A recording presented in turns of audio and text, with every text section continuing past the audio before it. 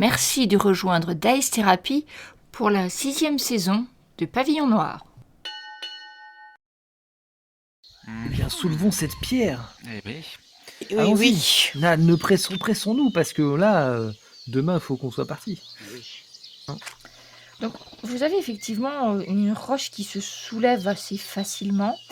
En contrebas, vous voyez un passage qui a l'air de s'enfoncer au niveau de la montagne. Alors, par rapport à la géographie, vous avez monté depuis tout à l'heure.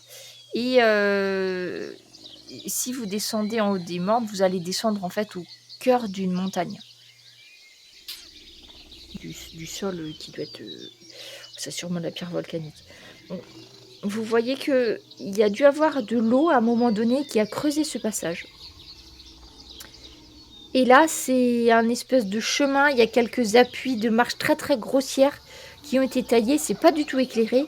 Ça a l'air de s'enfoncer à l'intérieur de la montagne. Très bien, on y aille. Alors Bastien, qui a tout prévu, va sortir son briquet à silex et son amadou. Mais non, Mais par contre, vous n'avez pas beaucoup de lumière quand même. Et surtout, c'est glissant. Enfin, l'atmosphère dessous est assez humide. Ça sent le renfermer. Donc Rose va se serrer contre toi, Anne. Et puis Jean-François, lui, par contre, va fièrement ouvrir la marche, à moins que vous l'empêchiez. Non. Donc vous ça arrive d'être piégé, donc je le mets en garde quand même. descendez, d'accord. Vous descendez quelques mètres. Et tout d'un coup, le sol n'a plus du tout de marche. Et vous voyez, avec un cri, Jean-François qui commence à dévaler comme sur un toboggan digne des plus grands parcs d'attractions qui n'existent pas encore en 1715. Et vous voyez un hurlement. Jean-François Plus rien. Jean-François.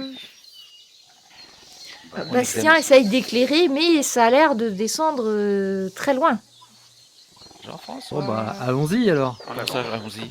Allez, moi je Ah, bah, saute. je me jette, Allez, moi aussi. moi aussi. Ah bon Allez. Ah bon Bon, bah, Et vous commencez à dévaler sur ce toboggan naturel, vous allez de plus en plus vite, donc vous montez sur les parois, vous allez même pratiquement des fois avoir monter sur la paroi du plafond en tournant, et vous arrivez, vous voyez que devant vous, il y a le pauvre Jean-François qui a l'air un peu mal au poing, parce que tout à l'arrivée, il y a des pieux qui sont plantés vers vous.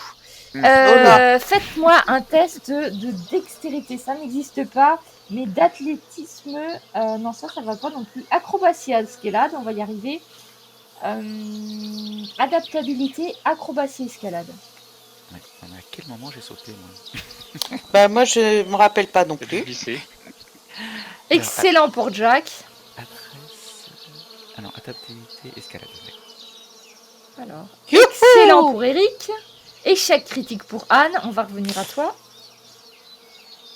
J'espère que Oui. t'es pas trop amoché parce que c'est lui qui répare les gens d'habitude. D'habitude. Je cherche mon escalade, mais je vais la trouver. C'est dans aïe. physique, je crois. Ah oui. Physique. C'est ça, Ah. c'est physique. Oui, Ah c'est oui, ça. c'est avec acrobatie. Oui. 4e. Effectivement. Réussite extraordinaire. Alors là, c'est magnifique, Jacques-Auguste. Non seulement tu vas arriver et tu vas être le seul à arriver sans avoir taché tes vêtements, mais en plus de ça, Pierre-Henri, donc Jacques-Auguste arrive en faisant une très belle pirouette et Pierre-Henri va faire exactement la même au-dessus de sa tête et tous les deux, dans un bel élan ensemble magnifique, vont s'arrêter à peu près à 3 mm des pieux et vont se remettre debout tous les deux. Ouais là. Waouh. Le Oh souci, la vache. c'est Jean-François. Il est blessé, en fait, il s'est empalé le bras, en fait, le gras de l'avant-bras dans un pieu. Mais Anne s'est pris en plein flanc, elle s'est pris un pieu. Et donc, en fait, il y a toute la partie du flanc droit, le pieu l'a transpercé de part en part.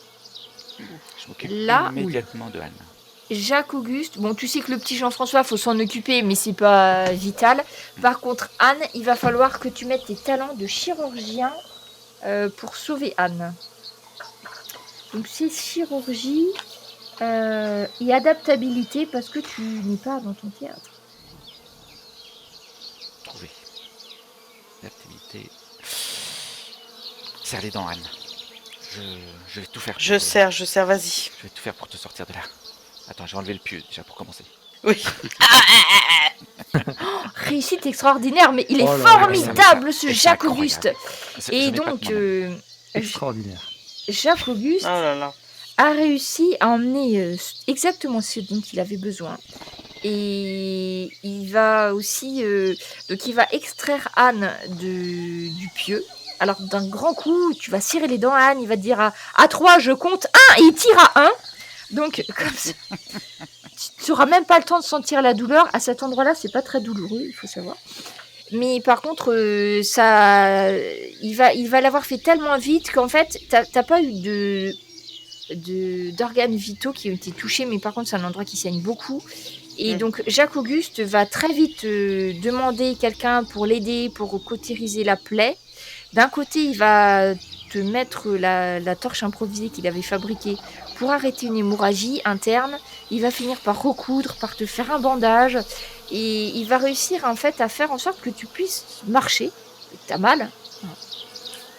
Mais il a réussi non seulement à enlever tous les petits morceaux d'écharde qui étaient dans ta plaie, à nettoyer la plaie avec sa petite bouteille d'alcool qu'il transporte toujours avec lui, parce qu'il est très prévoyant ce Jacques Auguste, il est extraordinairement prévoyant.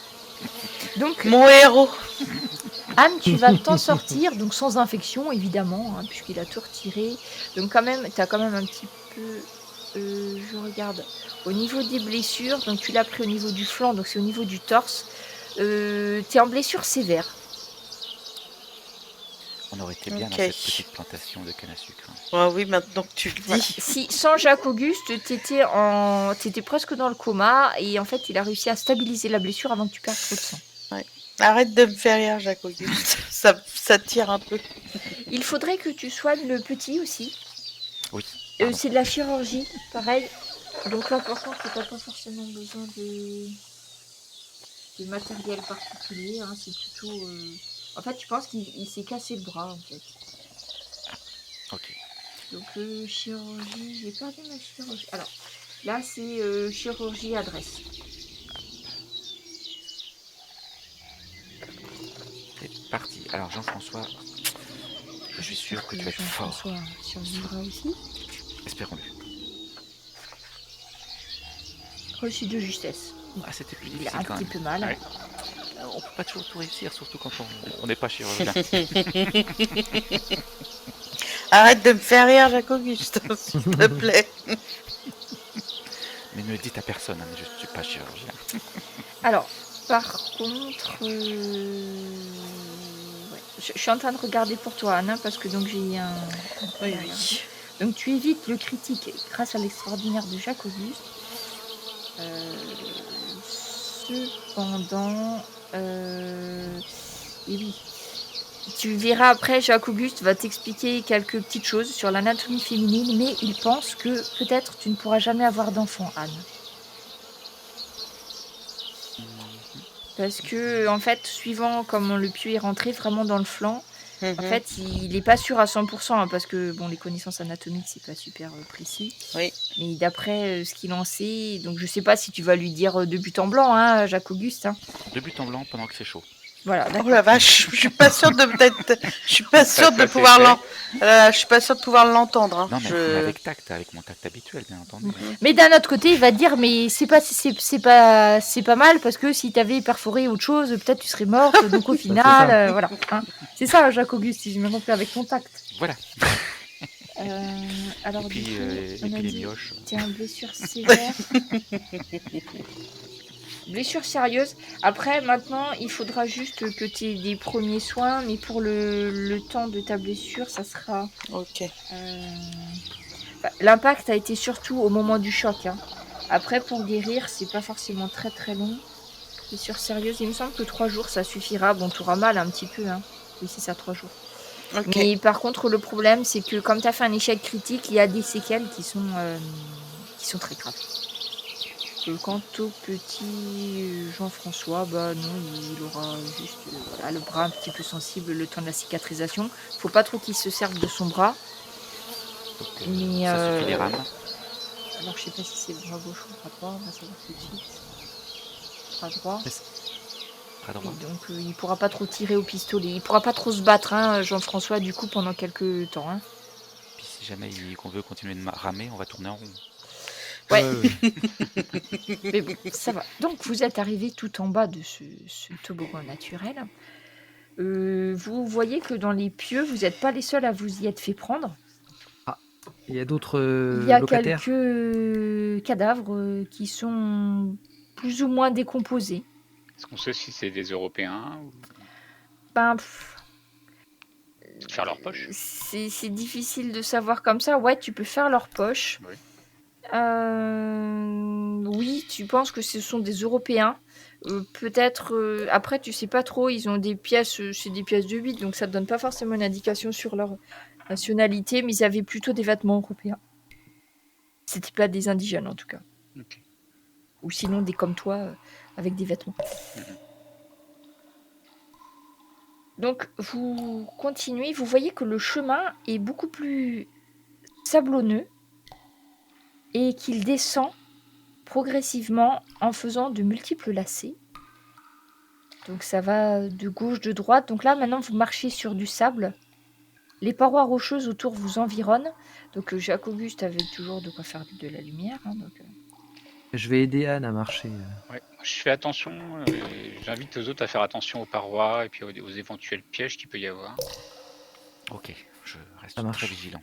Même si je devrais pas être en tête, hein, si vous voulez que je vous soigne. Peut-être que je peux m'occuper d'Anne. Ouais, Anne, pour marcher, là, tout de suite, c'est un peu compliqué, hein, parce que, bon, elle s'est quand même pris... Ouais, plutôt Eric à l'affût alors. Hein. Donc, Eric, c'était l'éclaireur. Vas-y, Je te tu peux donne faire... l'accolade. Donc, tu vas chercher Arrêtez de Vous me aimez faire bien. rire, arrêtez. Vous aimez bien. vigilance perception. Pour ceux qui regardent où vous mettez les pieds. Exactement ce que je fais. Je suis très attentif. Alors, C'est bizarre, il y a un extraordinaire. dé Il n'y a qui que des se- extraordinaires ce soir, c'est magnifique. Ah oui. Alors, Eric, tu vas découvrir quelque chose qui te paraît étrange. C'est qu'à un moment donné, juste avant que vous passiez devant, tu vois sur une des parois, alors que les autres parois étaient lisses, tu vas remarquer, il y a en fait des petits trous. Il y a une dizaine de petits trous qui sont à peu près à 1 mètre de hauteur. Ok. Sur une seule paroi, sur le mur gauche. Eh bien, j'arrête tout, je fais stop. Il y a des petits trous là. Et ça, il n'y avait pas. Est-ce qu'il y a une pierre différente des autres ou un dispositif qui permettrait de déclencher Et là, piège. tu regardes. Ah, t'as fait extraordinaire, Eric. Donc, en fait, Eric, il va dégager un petit peu le sable avec précaution, juste devant ce piège. Et en fait, il y a une dalle, une espèce de dalle à bascule. Et donc, il va actionner, avant de se mettre en face du petit trou, donc, il va actionner la dalle à bascule. Effectivement, il va y avoir des petites fléchettes comme celles des Indiens qui vont sortir de tous ces petits trous-là et percuter le mur d'en face. Ouh. Pas que tu viens de nous sauver la vie. Ouh, un coup de chance, mes amis, un coup de chance. Ouh. Bien, soyons prudents. Effectivement. Donc là, vous continuez à descendre. L'air se fait plus doux. Vous sentez plutôt l'air de la mer. Et vous commencez à voir que la paroi du couloir s'élargit un petit peu. Et vous arrivez... Votre passage est en hauteur. Vous arrivez en hauteur et en contrebas, vous voyez une magnifique grotte avec un énorme bassin d'eau bleue. Et sur tous les murs, il y a une espèce de mousse phosphorescente. Le bassin a une forme de croissant, c'est très très grand, très très large, très très haut, pratiquement une cathédrale naturelle sous la pierre. Là où vous êtes, il vous faudrait juste descendre de 2 mètres la paroi rocheuse pour atterrir sur une espèce de petite corniche large de 3 mètres qui fait tout le tour de ce fameux croissant. J'ai juste une question avant qu'on descende. Vas-y. Sommes-nous à marée haute ou à marée basse, ma chère cousine? Si vous le sentez encore... Enfin, c'est pas une question d'observation, je pense que c'est une question de savoir. Comme on sait où on est la marée un peu tout le temps. Mais... Oui, c'est une bonne question. Tu peux faire ton test d'hydrographie, Anne, si tu veux. Alors, Hydrographie érudition, là, pour le coup.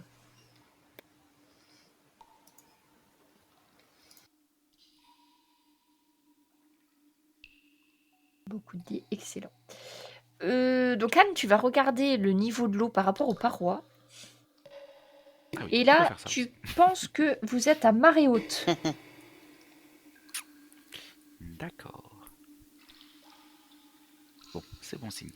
On risque pas d'être noyé de sitôt. non. Vous avez vraiment sur le tour de la corniche, c'est assez large, 3 mètres, c'est pas mal. Et vous voyez qu'en fait, ça fait tout le tour de... ça fait tout le tour de la corniche. Et puis, ce que vous remarquez, c'est que donc en descendant sur cette corniche, donc je vous fais pas faire de test pour descendre 2 mètres. D'accord. Faut juste que vous aidiez Anne et puis C'est Jean-François. ça. Oui, on va les Avec aider. moult délicatesse. Bastien aussi traîne un peu la patte parce qu'il est guéri, mais ça fait pas très longtemps. Et sur le côté droit, vous voyez, il y a plein de petits couloirs, donc qui sont pas très hauts. Certains, faudrait presque ramper pour y aller dedans, qui s'ouvrent sur la partie droite de la grotte. Est-ce qu'il y a des signes sur ces couloirs autour? Non, tu vois pas d'écriture, pas de signe particulier. Il y a de quoi se glisser à l'intérieur. Certains, tu peux rentrer debout. D'autres, c'est plus à taille de Pierre-Henri. Mais tu peux... Il y en a pas mal. Il y en a bien une dizaine de ces petits conduits-là. Est-ce que vous pouvez tous me faire un test de vigilance-perception? Voilà, je voulais voir s'il y avait des petites choses au sol, des petites traces de quelque chose. Alors, vigilance, perception.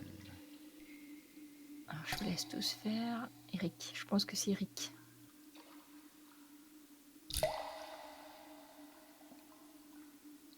Alors, je vais vous dire... Oh, bah extraordinaire. Ah non, parfait. c'est Alors, je vais Jacobus. commencer par le réussite de justesse de Jack.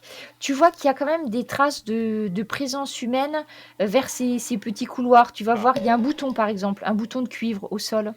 Et un autre, tu vas voir, il y a un petit morceau de tissu qui s'est accroché sur une paroi un petit peu abrupte. Anne, tu vas te mettre juste, en fait, essayer de voir ce qui se passe à l'intérieur de ces petits conduits. Et tu vas voir qu'en fait, plus loin, il y a une pièce avec des coffres. Ok. Quant à Eric, tu vas voir que dans les petites cachettes, donc qui sont pas vraiment à taille d'homme, mais où tu peux passer, tu vas voir qu'il y a des petites poches, des petits sacs en cuir qui sont reliés par des cordons, qui sont entassés, qui sont fermés là. Jacques-Auguste, tu viens d'entendre un bruit qui a l'air de venir de l'extérieur.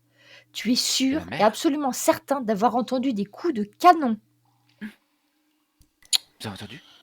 Tu tournes la tête et tu vois qu'en fait, au fond de la grotte, si tu regardes bien, tu plisses les yeux, tu vois que la grotte, tu es sur une falaise qui donne sur la mer. Donc vous êtes en hauteur par rapport un petit peu. C'est marée haute. Donc tu vois que plus loin, si tu te laissais tomber dans l'eau, tu finirais par aller sur la mer. Tu vois que ça communique avec la côte. D'accord. Et les bruits que tu as entendus viennent de l'extérieur. D'accord, donc c'est des bruits qui sont assourdis en fait par l'eau C'est ça, et qui ça se bloquent l'entrée. réverbère un petit peu. C'est pour ça que c'était difficile à entendre, mais tu as clairement reconnu des coups de canon. Et c'était pas des pierriers. T'es sûr que c'était au moins des canons de neuf. Allez, avec l'excellent riz extraordinaire. Et des canons de neuf, ça se trouve sur quoi? Sur des frégates? Ouais, c'est pas sur votre bateau, par exemple, pour te donner une comparaison, je crois que le maxi, c'est des 4. Je crois que vous aviez un. D'accord. Oui, je crois que c'est ça. De tête, il me semble que c'était ça. Les plus gros canons que vous avez, c'est des pièces de 4. Là, au moins des pièces de 8. Alors j'ai averti mes collègues Ou de 9. et je réfléchis très vite. Est-ce que notre navire est censé se trouver dans les parages alors à cette heure-là? Ou est-ce qu'il est loin, sur la petite île? Il est trop loin. Là, en principe, tu penses qu'il est du côté de la petite île. Donc, tu as fait extraordinaire. Donc, ça a l'air d'être quand même très, très près. Qu'est-ce que ça peut être, à votre avis? Je crois qu'on a moins de temps que ce qu'on avait prévu. Oui. Des coups de canon, ils sont en train de tirer sur la plage?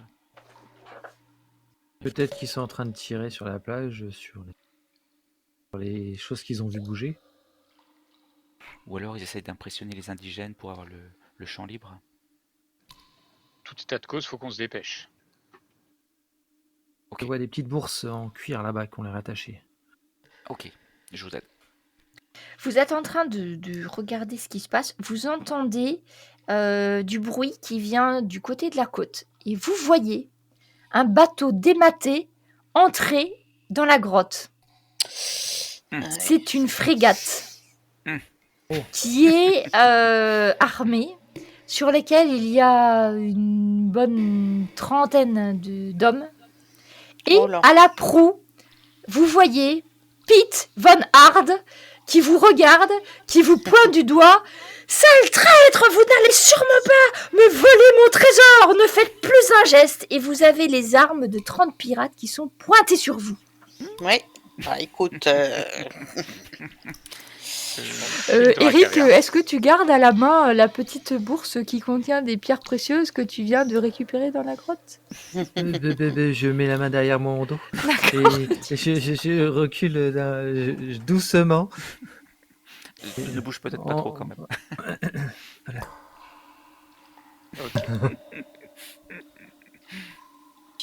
Mais c'est affreux. oui, c'est affreux ce qui nous arrive. Voilà, si proche. Et si Bastien proche. Maugeur, qu'est-ce qu'il pense de tout ça? C'est J'aimerais possible. bien jeter un œil à sa tête là. Tu l'as vois pas trop qu'il entendu. il est livide en fait. Ouais, c'est Il ça. est surpris autant que vous. Non, clairement, là, Bastien, il est vraiment livide parce que tu vois, hein, tu le connais un petit peu, toi, Anne. Il s'attendait, mais pas du tout, à ce que ça puisse être Pete. Mais il est pas mort. Il est immortel ce Pete.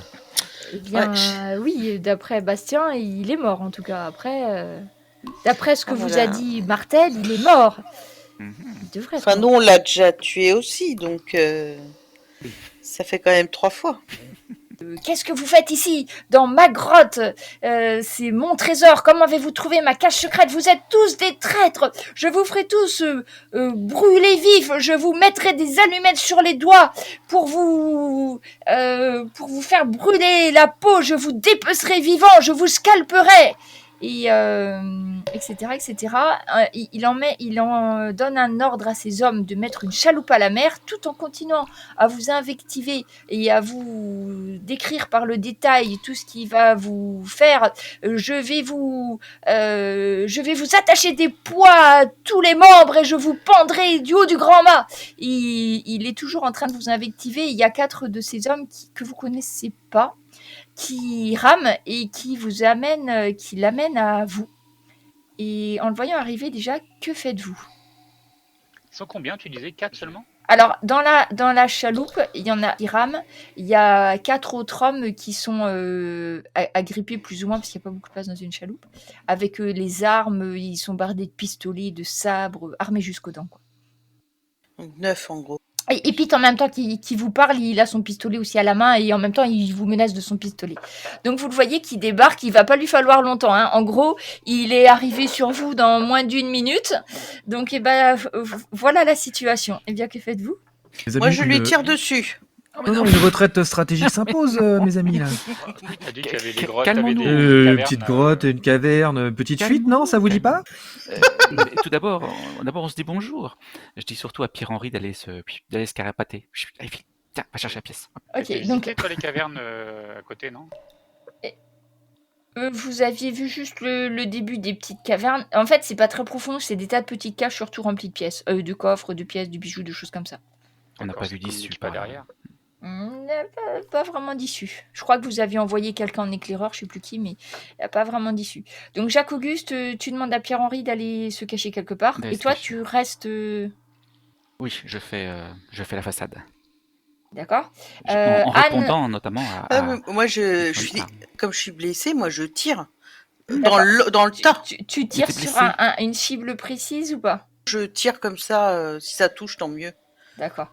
Donc je vais te faire tirer après. Qu'est-ce que tu fais, Eric? Si je vois Anne qui sort son arme et qui va tirer, je vais faire de même, je vais m'approcher et je vais essayer de viser un des gars qui est sur le radeau qui s'approche. D'accord. Et toi, Jack? Oh bah pareillement. Je vais tirer avec ma sarbacane. Mais ils sont fous. Ok. On va vendre notre peau chèrement. Ah, alors, je vous laisse. Alors, que fait Bastien? Bastien, il va se mettre devant les deux mousses qui sont blessées pour faire écran de son corps. Donc, il va faire que ça, cette action-là, parce que. En plus, rappelez-vous qu'il n'était pas en super forme. Il n'a pas le temps de dégainer. Donc, faites tous votre jet de tir, sarbacane ou arme que vous utilisez. Mais quelle idée! Mais on n'a aucune chance. Mais Qu'est-ce qui si, vous tu vas voir. Il n'y a même pas un baril de poudre à faire exploser au milieu de son navire. Ah ben là, c'est surtout que c'est pas tellement le navire que tu as à côté. Hmm. Alors, Jack, une excellente réussite. Après, toi, tu m'as dit, Jack, tu tires avec la sarbacane. Oui.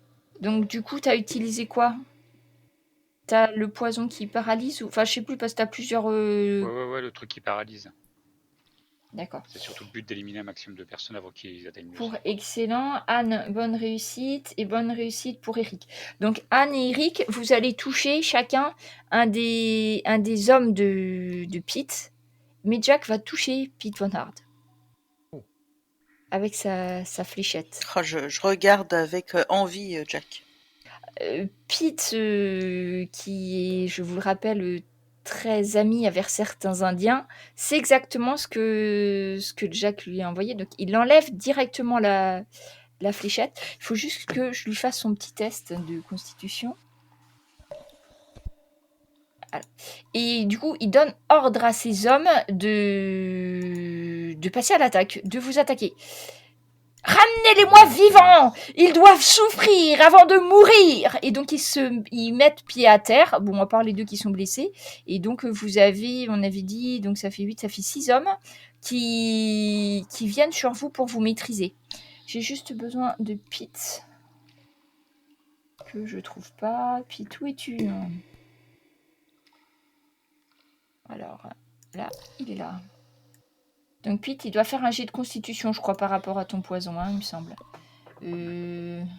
Résistance, voilà.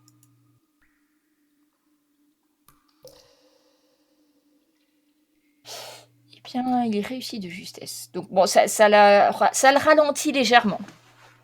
Mais il va pas tomber raide, hein. Donc, il donne l'ordre. Donc, les hommes vont commencer par ceinturer Bastien, qui n'a pas encore sorti les armes, et Jacques-Auguste.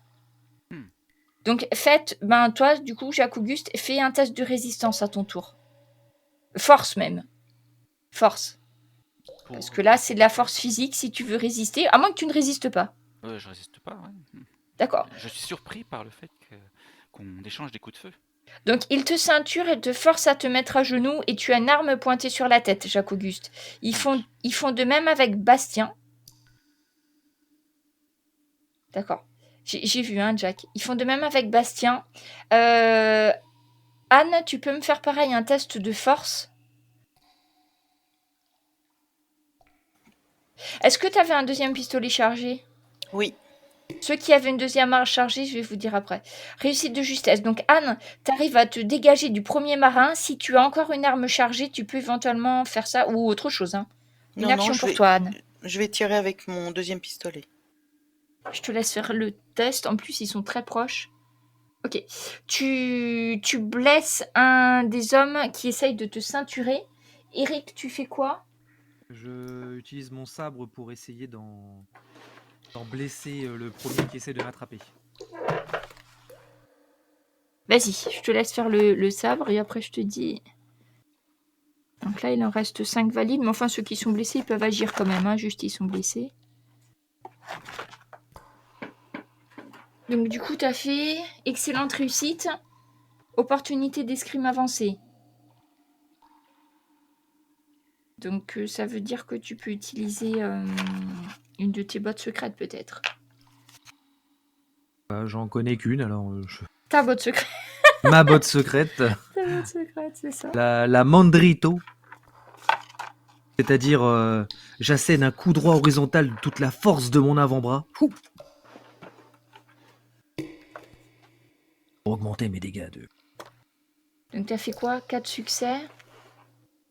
Donc un succès de plus, donc ça t'augmente les dégâts. Soit tu changes de localisation, soit tu fais un dégât supplémentaire, c'est ça? Oui. Donc du coup, tu vas faire 2 dégâts au lieu d'1. Faire un dégât supplémentaire. D'accord. Donc du coup, ouais, tu handicapes sévèrement. Ne les laissez pas résister. Prenez-le, je les veux vivants.